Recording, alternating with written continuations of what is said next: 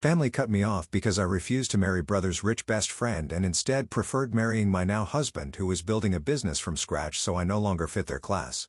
Now this friend's son is in jail for fraud, and my family is one of the victims, losing almost all of their wealth to his genius business idea.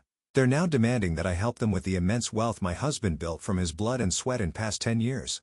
I come from what you'd call old money. My family has been wealthy for generations, and maintaining that status quo through strategic marriages and business alliances has always been their primary focus. Growing up, I was constantly reminded of my responsibility to uphold the family name and continue our legacy of wealth and influence.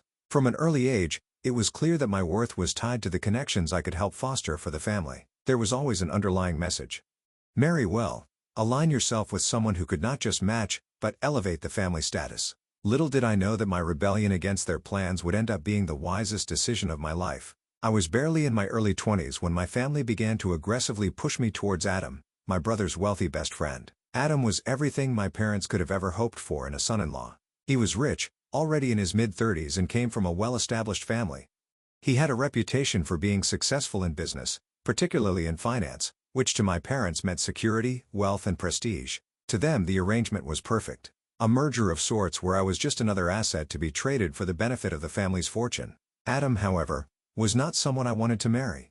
I never said it aloud, but everything about him unsettled me.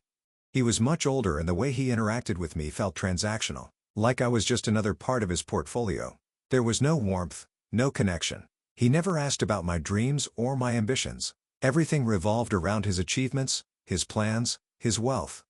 It wasn't hard to see that this was a business deal in his mind. And for my parents, it was a match made in heaven. But amidst all the family pressure, something unexpected happened. I met Mark. He didn't come from money. He was still figuring out his path, working on a business idea that sounded more like a pipe dream to most people around us. Cybersecurity wasn't glamorous or high-profile like finance, and my family certainly didn't consider it lucrative at the time, but Mark had a vision. He wasn't interested in quick riches or status. He was focused on creating something meaningful. There was a passion in him that I hadn't seen in anyone else in our circles. While others were obsessed with legacy and status, Mark wanted to build something from the ground up, something real, and I was drawn to that in a way I couldn't explain. My relationship with Mark developed quickly, but not without its challenges. The moment my family found out about him, they were appalled. My parents couldn't understand why I would choose someone like him over Adam, who was established, wealthy, and in their words, perfect husband material. To them, Mark was a nobody. A man with no fortune, no powerful family connections, and no place in our world of old money. But I didn't care. I knew what I wanted, and for once I was ready to defy the expectations that had been suffocating me my entire life. The fallout was immediate and brutal. When I refused to marry Adam and chose Mark instead, my family disowned me. They cut me off financially, emotionally, and socially. To them, I was a traitor to my own bloodline, someone who had spat on the legacy they had worked so hard to preserve. I wasn't just their daughter anymore. I was an outcast, someone who had thrown away a future of guaranteed wealth and status for what they saw as a foolish romantic notion of love. Fast forward 10 or 11 years and life has turned out in ways none of us could have predicted. My husband's company is now one of the leading cybersecurity firms in the country. The business he started from scratch, which my family once mocked as small-time, is now a giant in its industry. We're wealthier than my family ever was, but we've maintained a relatively modest lifestyle, focusing instead on charitable initiatives and creating opportunities for others. The irony? Our company's success is partly due to our focus on preventing exactly the kind of fraud that would soon destroy my family. All this was buried in the past, an old chapter of my life that I had long moved on from. Mark and I built something real together, something my family could never understand because it wasn't rooted in the superficial world they valued so much, and for years I had peace. Until, of course, the recent events threw everything back into my life like an avalanche. Remember Adam? The one my family had been so desperate to marry me off to? His son, Ryan, is at the center of it all. 2 months ago, it came to light that Ryan had been orchestrating a massive Ponzi scheme through a subsidiary of his father's firm. He had convinced countless wealthy families, including my own, to invest in what he called a revolutionary blockchain technology. It promised unbelievable returns, and people hungry for the next big thing threw their money at him without a second thought, but it was all smoke and mirrors. The technology wasn't groundbreaking and the returns were fabricated. The entire operation was a sham, a house of cards that came tumbling down once the regulators got involved. Ryan had been running this scheme for years, pocketing $1 million while feeding investors false reports of their profits. When the truth finally came out, it was devastating. Wealthy families who had built their fortunes over generations lost everything in the blink of an eye. And my family, with all their financial wisdom and connections, was one of the biggest victims. I found out about all of this through some old friends who still keep tabs on the world I left behind. The details were staggering. Adam's firm was now under investigation and Ryan was facing serious federal charges.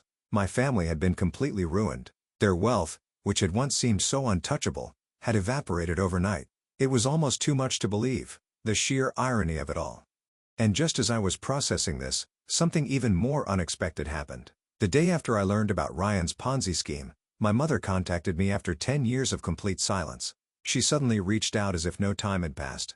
At first, I didn't know what to think. The last time I had heard from my mother, it was to inform me that I was no longer welcome in the family. And now, after a decade of pretending I didn't exist, here she was calling me like nothing had changed. But of course, everything had changed. My mother didn't reach out because she wanted to reconcile or apologize. No. It was because they needed help desperately. Their homes, their savings, their social standing, everything they had spent their lives cultivating was gone. They had been completely undone by Ryan's scheme. And now they were looking to me and Mark to bail them out. They weren't just asking for money, though that would have been bad enough. They wanted us to use Mark's company's resources to help trace and recover their lost funds. They wanted us to leverage our connections in the business world to open doors for them, to help them salvage whatever scraps of their old life they could.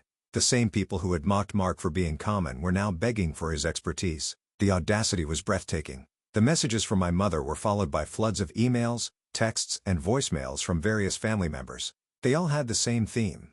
They needed help. They were desperate, and more than anything they wanted me to step in and save them from the consequences of their own choices.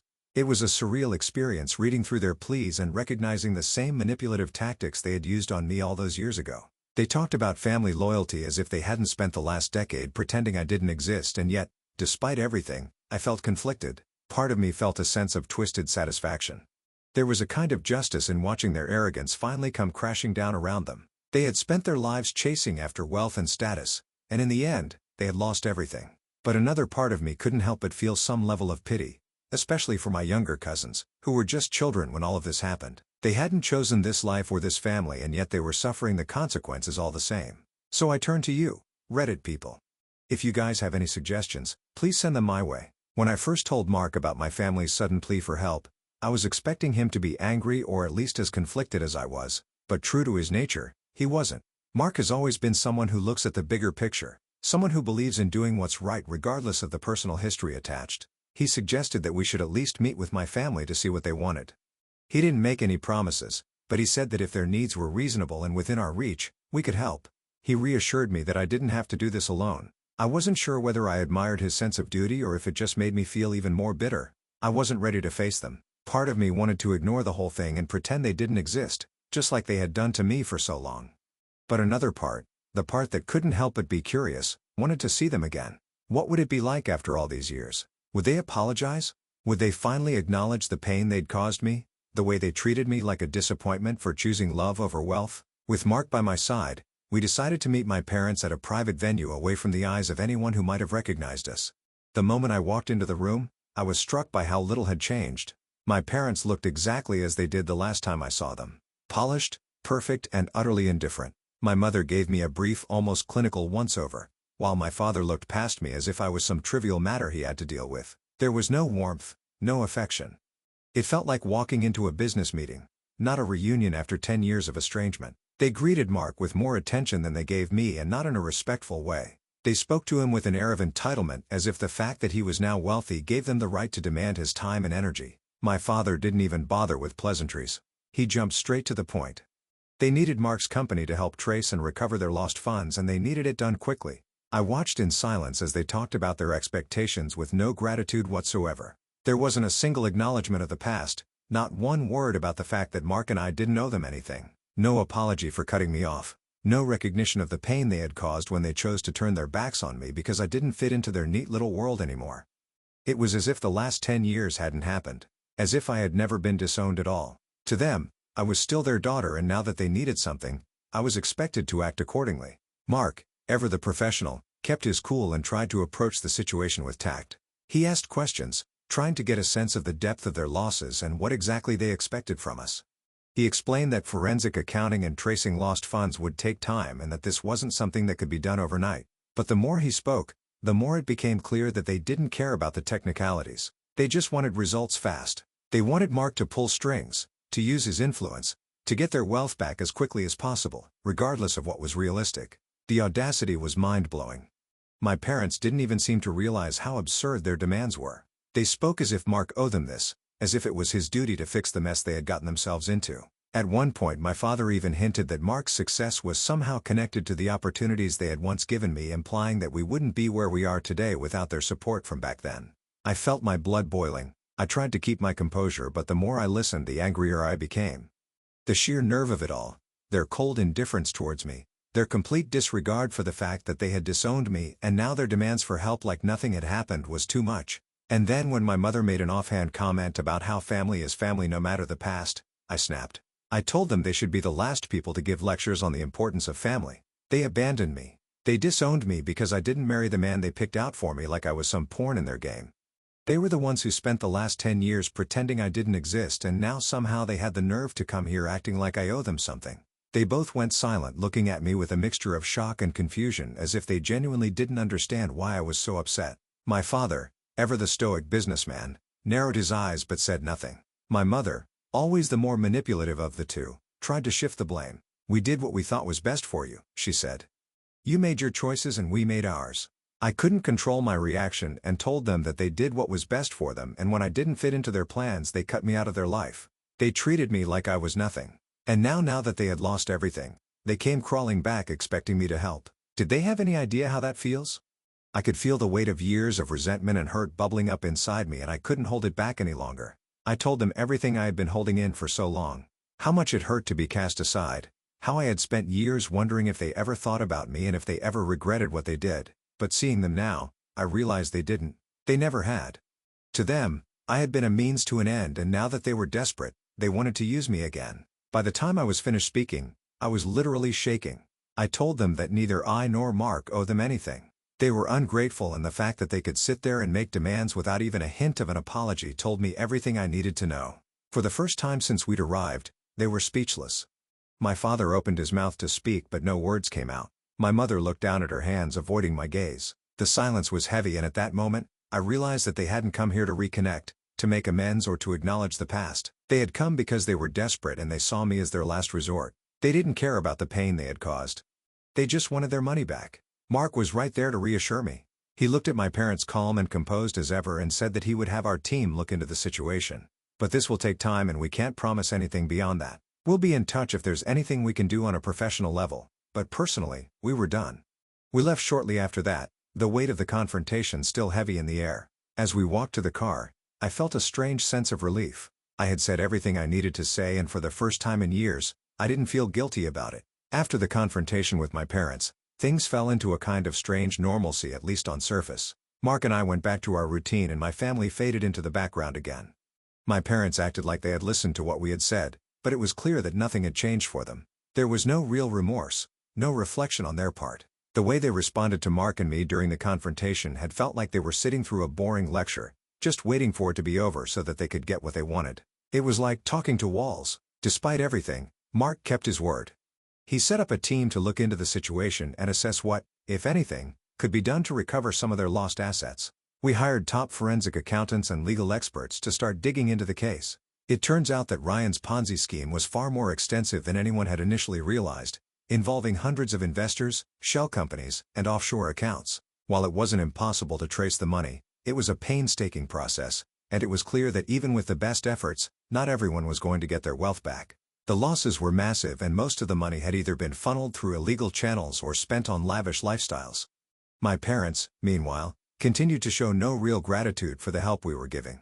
They didn't seem to grasp the gravity of the situation. They were still fixated on regaining their social standing in their old lives, acting as if this whole thing was just a temporary setback. It was infuriating to watch them cling to the delusion that things would go back to normal and that their wealth and status would magically reappear as if none of this had ever happened. I couldn't understand how they could be so blind to the reality of what had happened and the fact that they had played a part in their own downfall by trusting Ryan so blindly.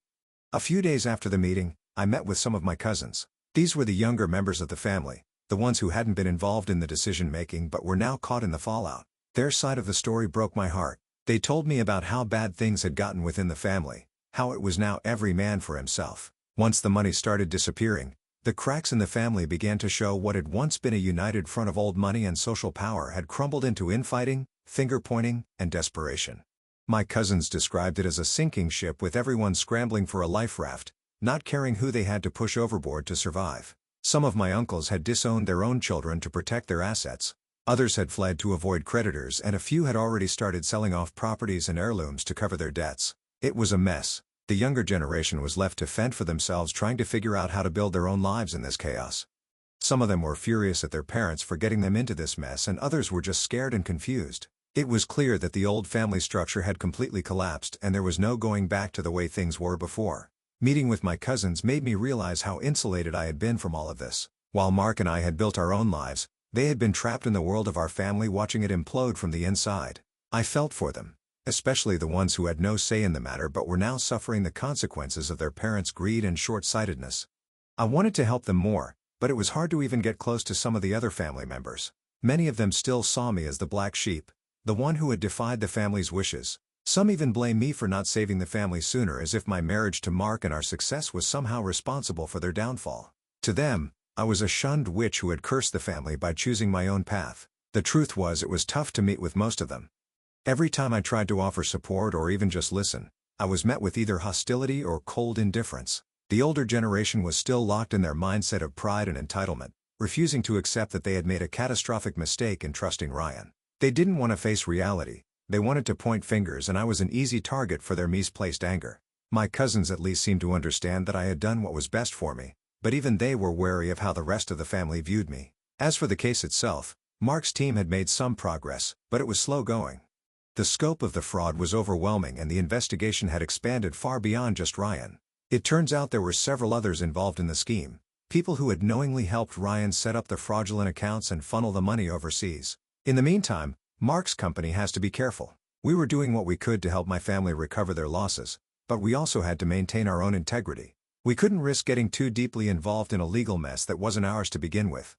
Our team worked on the case from a distance, providing forensic accounting services and helping to trace what funds could be found, but we had made it clear to my family that we weren't offering personal financial assistance. We had to draw the line somewhere, and that was it. Many of you advised us to maintain our distance from my family, and you're absolutely right there. Thank you to everyone who has followed along and offered your support in the comments. Your words have meant more to me than I can say, especially as I navigate this complicated mess. For now, we'll continue to help where we can, but I'm keeping my boundaries firm. I'll update again when there's more to share. Bye for now. This will probably be my final update on the whole situation, as things have mostly reached their conclusion. Mark's company did its job and helped track down a significant portion of the money Ryan had siphoned off in his Ponzi scheme. Of course, we knew from the start that it wouldn't be possible to recover everything. More than half of the funds were already spent on Ryan's extravagant lifestyle. He had blown through a ridiculous amount of money on luxury properties, cars, parties, and God knows what else. What we were able to recover was a fraction of what my family had lost, but still it was something. After a lot of back and forth, Mark's team managed to piece together enough information to trace some of the funds hidden away in offshore accounts. Once those were retrieved, the remaining assets were divided among the victims, including my parents. It wasn't anywhere near what they had before, but it was enough for them to rebuild if they were smart about it. That, of course, remains to be seen. Even in the end, their main focus seemed to be on reclaiming their social status, not learning from their mistakes. One surprising development throughout this process was the shift in the younger generation of my extended family. Many of my cousins who had been left in the dark for years finally stood up and took charge. They had suffered equally because of their parents' mistakes, and they made it clear that they were done being treated like children who had no say in financial decisions. In several cases, they pushed their parents out of the decision-making process entirely and took control of what was left of the family assets. It was a long overdue shift in power, and honestly, I was proud of them for stepping up and refusing to let the cycle of arrogance and greed continue. As for my parents, I could tell they were satisfied with how things turned out, at least to the extent that they got something back. But I wasn't looking for their approval, and frankly, it didn't matter to me whether they were content or not. There was no grand moment of reconciliation, no heartfelt apology or acknowledgement of the damage they had caused. That just isn't who they are. But even though they didn't say it outright, there was a quiet sense of resignation in their demeanor, as if they had finally realized on some level the cost of their choices. Whether they were actually sorry for how they had treated me was another matter entirely, and one I didn't spend much time dwelling on. One moment that stuck out to me though was when my mother out of nowhere asked me about my children. It was the first time she had ever shown any interest in them. In all these years, she had never once asked about her grandchildren. It wasn't lost on me that her sudden curiosity came after Mark's company had finished its work, almost like she was paying attention to me as some sort of thank you for the help we've provided. I can't say I was convinced by her act of concern. Neither you nor I believe she genuinely cared. It felt like an empty gesture, a way to smooth things over now that the dirty work was done. But still, I answered her questions politely, keeping things cordial. There was no point in rehashing the past at that moment. Throughout this entire ordeal, a lot of people in the comments have asked about my brother and where he's been in all of this. Well, here's the kicker. He's been pretty much absent. After I refused to marry Adam all those years ago, my brother married one of my father's friends' daughters, in what I can only assume was another one of those strategic alliances my parents were so fond of, and guess what? Not long after they got married, they disappeared. They moved overseas and completely detached themselves from the family drama. Ironic, isn't it? The same brother who played such a huge role in pressuring me to marry Adam for the family's sake wasn't there for the family when everything fell apart. He was a harsh reminder that at the end of the day, everyone in this family has always been out for themselves. To be honest, there's a certain satisfaction in seeing the whole situation come full circle, but there's also an underlying sadness that things will never truly change. My parents may have gotten a fraction of their wealth back, but they haven't learned anything from their experience.